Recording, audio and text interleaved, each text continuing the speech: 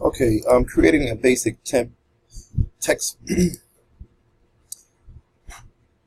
document inside of GIMP. We're going to simply click on the text tool. You can do it two ways. You can create a text box, just like this. And the difference is it will allow you to do paragraph sequences or things of that nature. You can change the size right here. Type in the size or using the pixel, or you can use by inch. Now, of course, if you use by inch, it will be a little larger, so we'll stick with the pixel. You can bold it, italicize. There's underline, and there's right. You can put the stripe through. To change the font type, just simply start with a letter, and it's going to drop down and give you other options or other text options.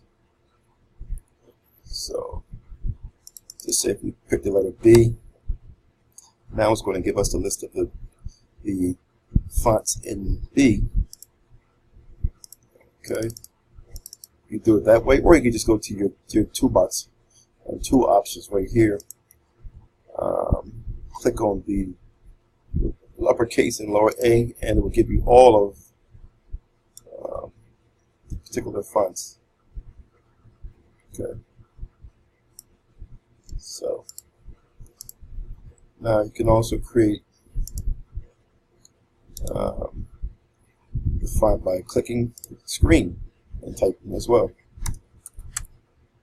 I used to use shortcuts, so I press Control A and change the size to about 250.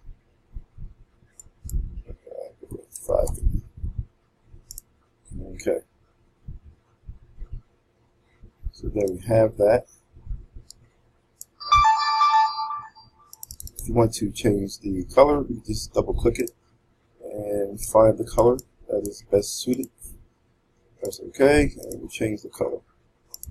Same thing here. You can change the color individually, or you can change the color of the whole particular text.